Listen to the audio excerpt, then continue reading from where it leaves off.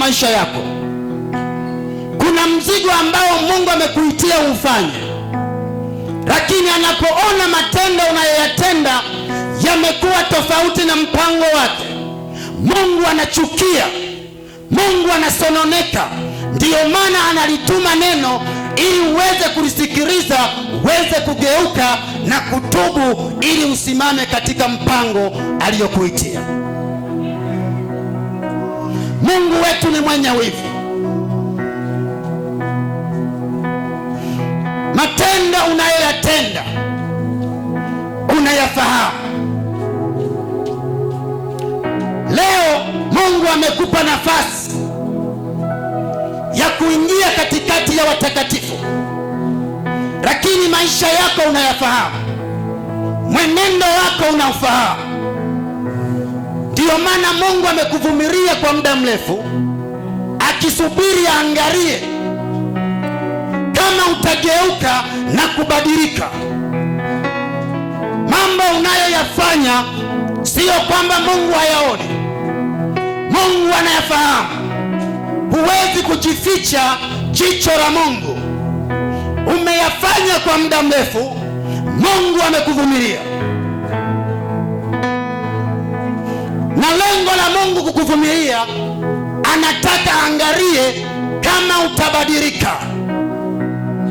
Lengo la Mungu kukuvumilia, anataka angalie kama utageuka. Ndiyo maana amekupa neema, ndiyo maana amekupa muda, ndiyo maana amekuweka hai ili ubadilike. Lakini leo Mungu amelituma neno kwako. Umemchokesha Mungu kwa matendo yako unayoyatenda. Umemchokesha Mungu kwa matendo unayoyatenda. Mungu wetu anasononeka, Mungu wetu anaghadhabika, kwani kuna majukumu ambayo Mungu anatamani kuona ukiyafanya. Kuna vitu ambavyo Mungu anataka uvibebe, uvifanye katika ulimwengu huu. Lengo la kukuita Mungu, kuna kitu ambacho Mungu anataka ukifanye. Lakini anapotazama matendo, Mungu wetu anasononeka, Mungu wetu anaumia, Mungu wetu anachukia, anachukizwa na vitu navyovifanya. Mungu atuhurumie sana. Haleluya. Nisomee Yeremia 26 mstari wa 3.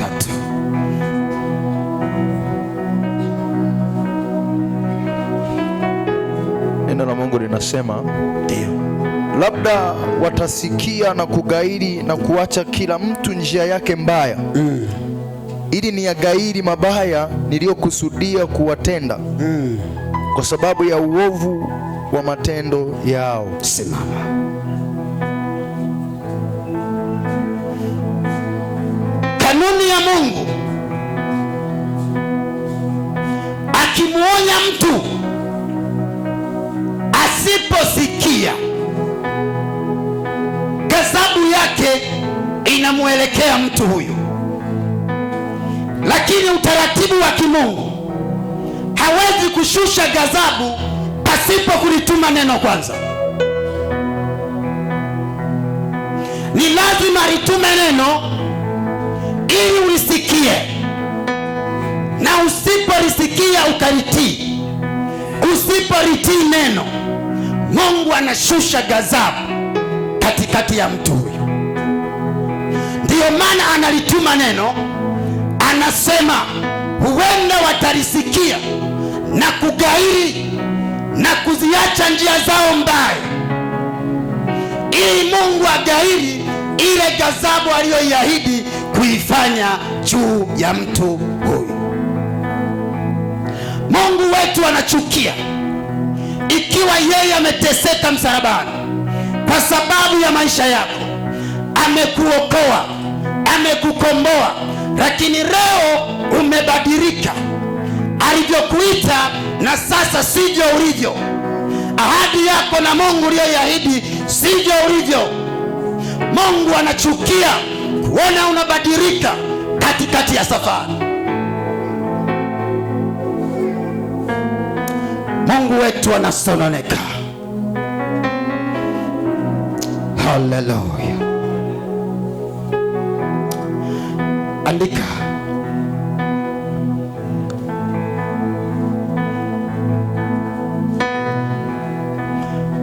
kuonywa na Mungu.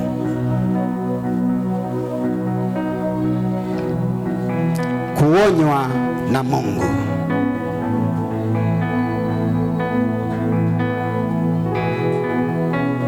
Ufunuo wa Yohana sura ya 3 mstari wa 19. Halafu andika Ufunuo wa Yohana 2 mstari wa 5. Ufunuo wa Yohana 3 mstari wa 19. Ufunuo wa Yohana 2 mstari wa 5.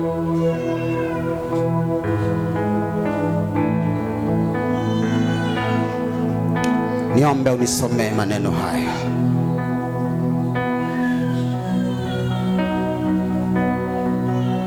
Mstari wa 19, Biblia inasema, wote ni wapendao mimi na wakemea na kuwarudi.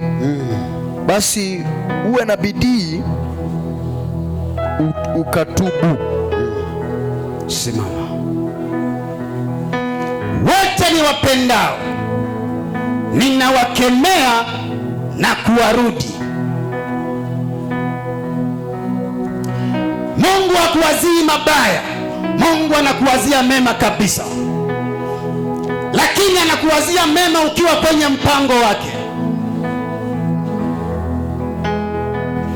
Ndiyo maana unapokwenda kinyume na mpango wake, Mungu analituma neno. Yako mambo yanayomchukiza Mungu, ndiyo maana amelituma neno. Kuna vitu ambavyo vinamuudhi Mungu. Mungu amekubariki, Mungu amekupa uhai, Mungu amekuinua kwenye maisha, lakini leo umegeuka, umemwacha Bwana.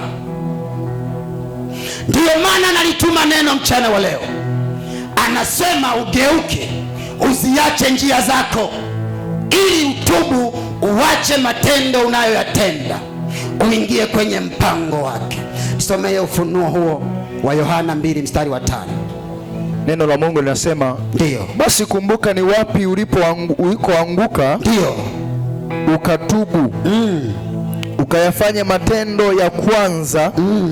Lakini usipofanya hivyo, naja kwako, ndiyo, nami nitakiondoa kinara chako katika mahala pake, ndiyo, usipotubu. Mungu atusaidie sana.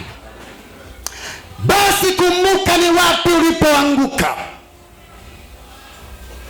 ili ukatubu, na usipofanya hivyo, kuna ghadhabu ya Mungu anataka kuiachilia kwenye maisha yako.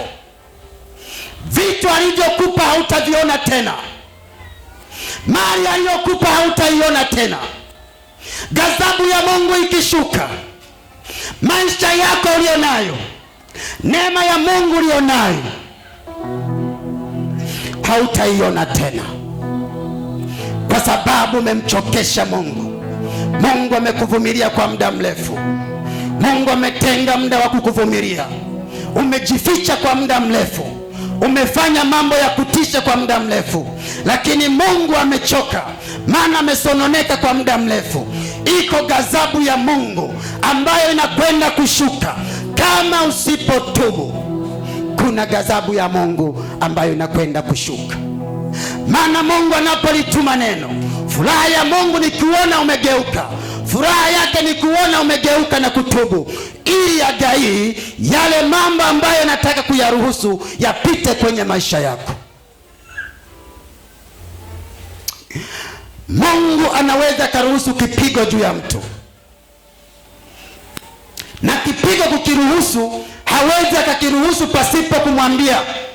Ni lazima kwambie, Kama ukikubali na kutii, Mungu anakusamehe, lakini kama ukikaidi, Mungu anakuadhibu. Mungu wetu ni mwenye rehema ndiyo, lakini kama umemchokesha, Mungu anaweza kukuadhibu ili urudi utengeneze kwa machozi, ili urudi umtafute kwa machozi. Lakini kabla hajafanya hivyo, Mungu anatoa nafasi ya rehema, Mungu anatoa nafasi ya msamaha, Mungu anatoa nafasi ya kurudi. Mungu anaachilia nafasi ili ufikirie, urudi, utafakari vizuri, ili uangalie matendo unayoyatenda, je, yanampendeza Mungu au hayampendezi Mungu?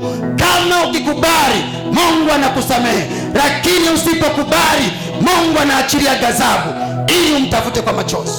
Amechokeshwa na matendo unayoyatenda, maana umejificha kwa muda mrefu, umesimama katikati ya watumishi, umejiita mtakatifu kwa muda mrefu, lakini leo Mungu anasema ya kwamba amechokeshwa na matendo unayoyatenda.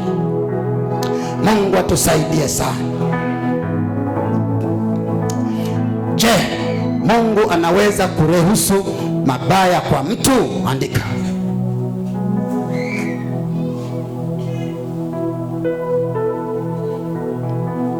Mungu anaweza kuruhusu mabaya kwa mtu?